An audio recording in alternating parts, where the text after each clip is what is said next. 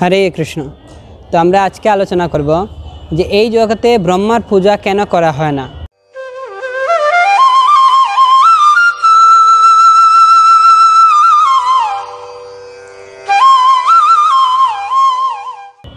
যেহেতু ব্রহ্মা আছেন আমাদের সৃষ্টিকর্তা, তাকে প্রজাপতি বলা হয়, তবুও কেন অন্যান্য দেবদেবীর পূজা করা হয় কিন্তু তবুও কেন ব্রহ্মার পূজা করা হয় না? তিনি এত বড় একজন দেবতা হয়েও তিনি হচ্ছেন এই জগতের সৃষ্টিকর্তা। বিষ্ণু হচ্ছেন পালনকর্তা, শিব হচ্ছেন সংহারকর্তা। কিন্তু শিব, বিষ্ণু, অন্যান্য দেবদেবী সকলের পূজা করা হয়, কিন্তু ব্রহ্মার পূজা কেন করা হয় না এই বিষয়ে আজকে আমরা জানব। তো শাস্ত্রে বর্ণিত রয়েছে, যখন এই জগতের প্রথম দিকে যখন ব্রহ্মা তিনি প্রজা সৃষ্টি করছিলেন বা জীব সৃষ্টি করছিলেন, তখন তিনি প্রথমে যাদের সৃষ্টি করেন তখন তাদেরকে তিনি বিভিন্ন রকম শিক্ষা দিচ্ছিলেন, কিভাবে তারা সংসার করবে, কিভাবে তারা সন্তান সন্ততি উৎপাদন করবে, এই সংসারে আবদ্ধ থাকার বিষয়ে তিনি জ্ঞান প্রদান করছিলেন। তো অপরদিকে নারদ মুনি তিনি কী করলেন, এই ব্রহ্মারই সৃষ্ট কিছু জীবকে তিনি শিক্ষা দিচ্ছিলেন যে কীভাবে এই সংসার চক্র থেকে মুক্ত হওয়া যায়, কিভাবে ব্রহ্মচর্য জীবনযাপন করে এই যৌন সুখ থেকে বিরত থেকে কিভাবে তারা ভগবত ধামে খুব তাড়াতাড়ি যাত্রা করতে পারে, কিভাবে তারা ভগবানের সাথে ঘনিষ্ঠ সম্পর্ক আরও গাঢ়ভাবে করতে পারে, সেই সম্পর্কে নারদ মুনি কিছু ব্রহ্মচর্য শিক্ষা দিচ্ছিলেন তাদেরকে, যাতে তারা যৌন সুখে মোহাচ্ছন্ন না হয়, সেই শিক্ষা দিচ্ছিলেন। তো নারদ মুনির এই শিক্ষায় শিক্ষিত হয়ে ব্রহ্মার কিছু সন্তানরা কী করলো, তারা সেই ব্রহ্মার কথা অবজ্ঞা করে তারা ব্রহ্মচার্য জীবনযাপন শুরু করতে লাগলো এবং তারা বিভিন্ন সাধন ভজন করতে লাগলো এবং তারা ভগবত ধামে যাওয়ার জন্য সবাই প্রস্তুতি নিতে লাগলো। তো ব্রহ্মা যখন তিনি এই সংবাদ জানতে পারলেন, তখন তিনি নারদ মুনিকে ডেকে বললেন, হে নারদ, এরা সবাই আমার পুত্র, এমনকি তুমিও আমার পুত্র, কিন্তু একজন পুত্র হয়ে পিতার অবজ্ঞা করা এটা কোন শাস্ত্রীয় বিধান? তুমি আমার অবজ্ঞা করছো? আমি হচ্ছে সৃষ্টিকর্তা, আমার কর্তব্য হচ্ছে আমি সৃষ্টি করা, আমি প্রজা উৎপাদন করা, জীব উৎপাদন করা। তো তুমি কেন আমার এই সৃষ্ট জীবকে তুমি ব্রহ্মচর্য শিক্ষা দিয়ে তাদেরকে সংসার যুক্ত না করে তুমি তাদেরকে ব্রহ্মচর্য শিক্ষা দিচ্ছ? তারা এখন প্রজা উৎপাদন করতে তারা অমত পোষণ করছে, তারা সংসারে যেতে অমত পোষণ করছে, তুমি কেন করছো? তো তুমি তোমার এই পিতাকে অবজ্ঞা করার কারণে আমি তোমাকে অভিশাপ প্রদান করছি। তুমি কোথাও এক জায়গায় স্থির থাকতে পারবে না, আর কোথাও এক জায়গায় স্থির থেকে এভাবে কাউকে এই শিক্ষা তুমি দিতে পারবে না, তাই তুমি কোথাও কোনো দিন তুমি স্থির থাকতে পারবে না।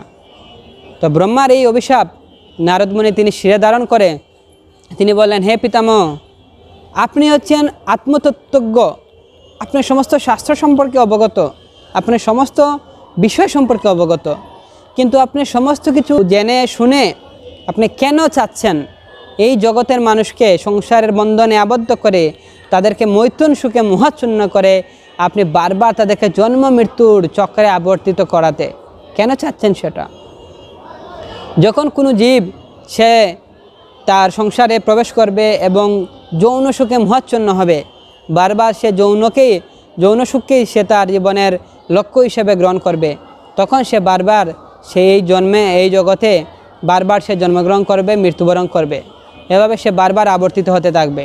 কখনোই সেই আত্মার কখনো মুক্তি হবে না এবং সে ভগবত ধামে ফিরে যেতে পারবে না। তো তাই আমি আপনাকে অভিশাপ দিচ্ছি, যেহেতু আপনি আপনার কর্তব্য সম্পর্কে জেনে, আপনি শাস্ত্রীয় কথা জেনে আপনি সেটা পালন করছেন না, তাই আমিও আপনাকে অভিশাপ দিচ্ছি। যদিও আপনি এই জগতে সবার পূজ্য, তথাপিও এই জগতে আপনাকে কেউ পূজা করবে না, এই জগতে আপনার পূজা কেউ করবে না। তো আমরা জানি এই পৃথিবীতে কোথাও ব্রহ্মার পূজা করা হয় না, একমাত্র যে বিবাহের চিঠি বা বিবাহের কার্ড করা হয় সেখানে ওম প্রজাপতে নম লেখা হয়। তার কারণটা হচ্ছে যে তিনি হচ্ছেন প্রজা সৃষ্টির প্রতিপালক।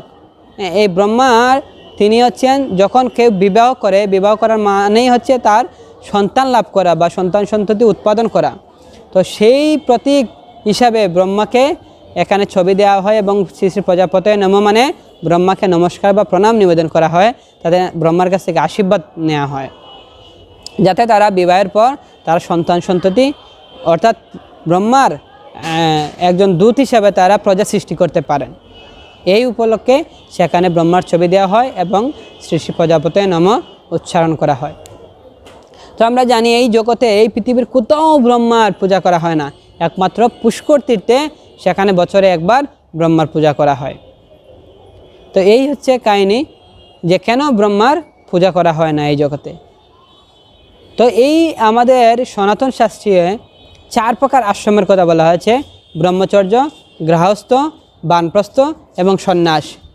তো জন্মের পর থেকে 25 বছর অবধি গুরুগৃহে থেকে গুরুদেবের আনুগত্য থেকে শাস্ত্রীয় শিক্ষা সে যাজন যোজন পঠন পাঠন করে, শাস্ত্রীয় শিক্ষা সে নিজে আয়ত্ত করে, সে 25 বছর পর্যন্ত সে ব্রহ্মচর্য পালন করবে। সে কখনোই বিবাহ করবে না, কখনো তার বীর্য স্খলিত করবে না, তাকে বলা হয় ব্রহ্মচর্য।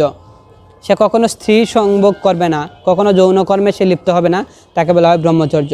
তো জন্মের পর থেকে 25 বছর পর্যন্ত ব্রহ্মচর্যের আশ্রমে থাকার বিধি রয়েছে আমাদের সনাতন শাস্ত্রে। তারপর যদি কেউ চায় তাহলে সে গৃহস্থ আশ্রমে প্রবেশ করতে পারে, নতুবা সে বানপ্রস্থ আশ্রমে প্রবেশ করতে পারে।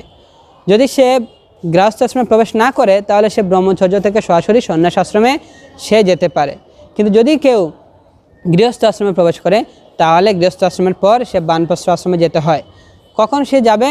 যখন সে বিবাহ করার পর তার সন্তান সন্ততিরা যখন তারা প্রাপ্তবয়স্ক হবে তারপর সে বানপ্রস্থ আশ্রমে যেতে পারবে, এবং তারপর বানপ্রস্থ কিছু কাল থেকে তারপর সে সন্ন্যাস নিতে পারে।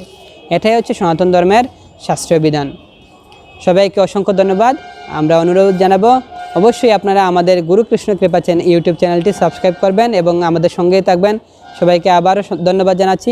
হরে কৃষ্ণ।